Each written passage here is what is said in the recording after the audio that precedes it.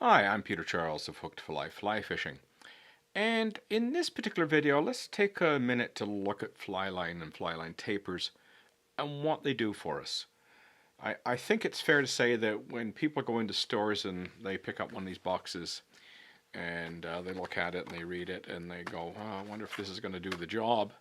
I get a lot of these questions online. People are saying, I want to buy this particular line. Will it do this job or that job? And I thought maybe it'd be a good idea to have a video that kind of explains the tapers and how it affects how the fly line actually sails through the air and how it delivers our fly, and the issues we have to think about when we're buying a line. So I've got 4 here, and 3 of them are labeled trout and 1 is labeled warm water. So I've got this Exceed line, I've got this Elite line, these are both trout lines. I've got this warm water line, and I have another trout line there. They're all different. I'm going to start with a bit of history and look at a particular type of line called a double taper. Now, this particular line is unusual in that it is a level piece of fly line with a taper at either end. And that taper can be different. In this particular case, they're different. But most of the time, the tapers are the same. The idea behind this particular line is that you could flip it around and you get different performance, which is a kind of interesting concept. However, this is an old style of line. When I started in fly fishing in the late 60s, all I had a choice was between a level line and these double taper lines, and I couldn't afford a double taper line. I had to buy level, which were awful to cast. Today, we hardly ever use double taper lines. It's just the odd person that I don't mean that the wrong way that they're odd. I'm just saying it's just a few people that like to use double taper lines, and I do on occasion take one out. They're kind of nice to use.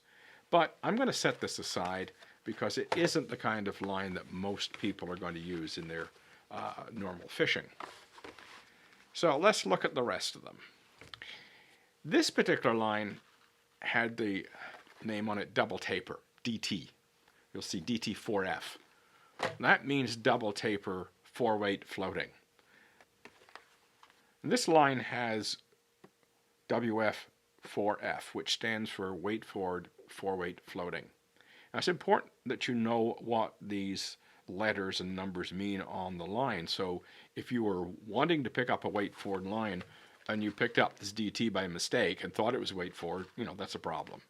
So what we want to do is, first off, we'll talk about that. You'll see WF as being the most common label we'll see today because they're the most common form of line out there. You'll see the line number, which is 4, 5, 6, 7, 8, whatever it is. And you'll see at the end an F, an I, or an S. Sometimes an FS.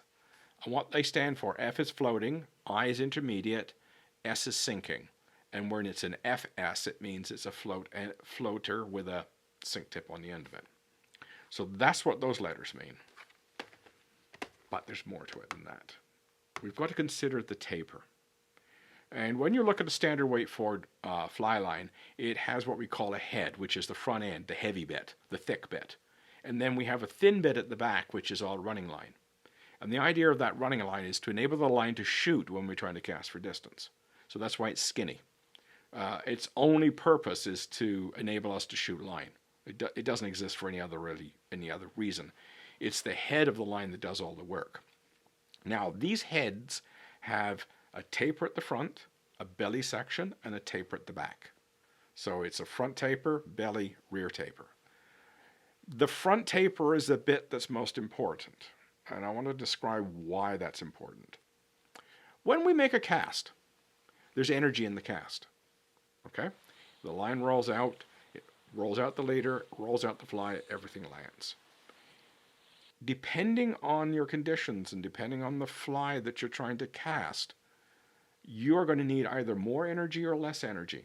So if you needed more energy for that fly line to roll out because you've got a great big fly on the end of it, you're going to need a different taper than a case where you've got a little tiny fly and a long leader and you want to gently touch that down. You want a front taper that will let you do that. How that's managed is there is a difference between the tapers between this warm water line, this bass line, and this trout line. And the basic difference is the front taper on a trout line is longer than the front taper on a bass line. So in this case, it's 7 foot for the front taper on the trout line, and it's 4 foot on the bass line. And that's critically important because when we are trying to cast a heavy fly, we need to carry a lot of energy into the cast so it turns over that heavy fly. It turns over that big high drag fly, which we often use when we're fishing for bass. You can think of a popper. I mean, there's nothing worse in the world to try and cast than a big popper. It's so wind resistant. And that fly line enables you to turn that fly over and get it to straighten the leader out and land and start fishing. If you were to use such a line for a dry fly, and you want to just gently drop that fly into the water, guess what's going to happen? Whack! That short, thick front taper is just going to whap that fly over, and you're going to smack into the water. Your dry fly would probably go under immediately. You'd scare all the trout in the neighborhood. So you want that long, graceful front taper to allow the energy of the cast to dissipate. So, okay, there's your difference between the two. If you're throwing a big fly, you want a short taper. If you're throwing a little fly and you want to be delicate, you're using a longer taper. The presentation taper is even longer. I've seen them as long as 9 feet. I've got one over in my drawer that's 9 foot long. And it will turn over a fly very, very gently. So it's very good if you're trying to fish dries, and that's what I have it for. If I'm going to fish a dry fly, I put that on. If I was going to sort of do a bit of everything, when I get to the river, I don't know if I'm going to be fishing a dry, a wet, a streamer, a nymph. I'll use a line like this, which is more conventional. This has a 7 foot front taper, kind of a do-everything taper. And this type of line, it's an airflow exceed, is a perfect example of the type of line where we don't know what kind of fish we're going to be using, and if you want to buy a line, you buy one of these general purpose tapers, which is somewhere in that 6 to 8 foot range for a front taper.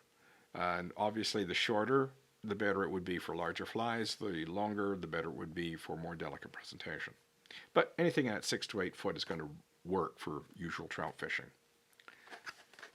Now, you get into a couple of other issues we get with choosing a fly line. You notice this one says high performance. And if you look at this one, it says all-round performance. So you're going to say, what's the difference? Another one you'll see, presentation, is another one you'll see. Well, I've talked about presentation already. It's that delicacy. High performance is usually pertains to lines that are slightly overweight. So this is a bit heavier than a standard 4-weight. And the idea is that it will load our modern rods a little quicker. It'll cast a little further because it loads the rod a little deeper. It'll turn over a bigger fly. It'll handle wind. So if I was fishing a western river that was wide open, I mean, that's what I'm going to be using. It'll carry itself in the wind a lot better.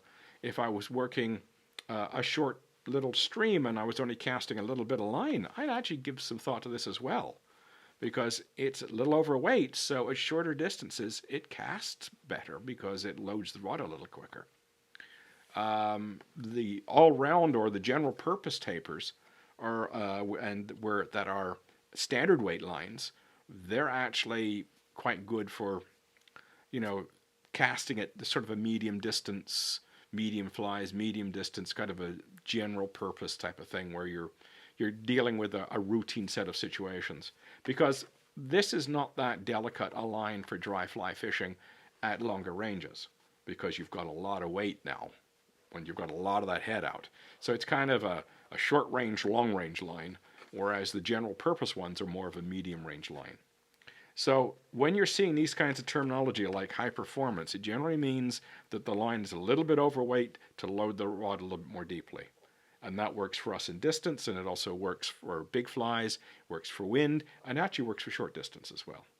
So as an all-round line, you probably can do more with one of these high-performance lines than a standard line, especially if your rod happens to be a little on the stiff side.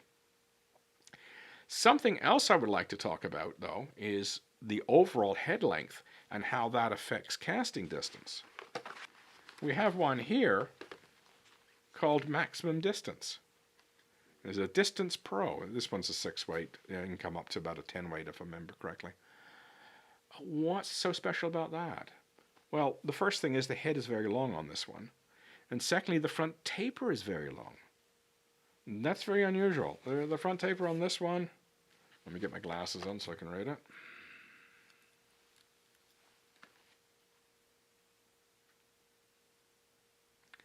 The front taper with tip is 15 foot long. 15! I just figured they're saying presentation might be 8 or 9 or 10 feet long. Now I'm saying this one's 15 and it's considered a distance taper. And you're saying to yourself, okay, why is a distance line having such a massive front taper? And here's a very interesting conundrum in fly casting. And like anything, it's a compromise. You don't get both. You either get one or the other. One factor is turnover, and the other is distance. If you want maximum turnover, you want a short taper, like this warm water line that has only a 4-foot front taper. However, what happens is because that front taper is so short, it runs out of energy very quickly. Boom! Done. It's turned over. When you're dealing with distance casting, you want that energy to flow through the line more smoothly to carry that fly further. So the front taper is very long to enable that roll out over distance. So if you're casting 60, 70, 80 feet, that line will roll that fly out and roll it out smoothly. It doesn't crash at the end because it's slamming that short taper over. So you'll often see in distance lines that very long front taper. And you can use them for presentation too, for that matter. I mean, you could use this distance line at short ranges to present dry flies. It will work. So it's interesting when you get into lines that are made for casting for distance, they have the same kind of front tapers we expect for presentation lines, except the heads are a lot longer. And the reason why the heads are a lot longer is you need more weight to load the rod more deeply to be able to cast farther. And it's as simple as that. If your line has a short head, you will find that it won't cast that far that well. You just cannot load the rod well enough to get a lot of distance out of it. Well, an expert could, but I mean, the average fly fisher is not going to get a lot of distance out of a short head line unless it's drastically overweight. These distance lines are made, they're 50, 55, 60 foot long heads, and they're designed to carry the energy of the cast as far as possible. They're also designed to load the rod more deeply to enable that cast to be made without you knocking yourself out trying to do it. The last thing I'm going to talk about is a specialty line, and I would say avoid these lines unless you know how to use them. This is a level line, and I talked about level lines being an ancient concept, but this is a specialty line that's also level, and it's meant for a particular kind of nymphing called Euro nymphing. So you don't go and buy one of these for regular casting. You only get a Euro nymphing line if you actually know how to do it and you know what you're going to be doing with it. So you'll see also in some sinking lines, you'll also see level lines as well. So if you're getting into the specialty lines, you can see all sorts of weird tapers. I'm not going to get into that. It's a little bit too complicated to deal with in one video. But suffice to say that if you're staying within the realm of typical trout and bass fishing, you're going to have these short bass tapers, these standard length trout tapers, and these very long length either presentation or distance tapers. And that's basically it for fishing for trout and bass. Later on we'll do another video. We'll get into some specialty tapers like spey casting lines, and we'll also touch on perhaps some saltwater lines as well. Cheers.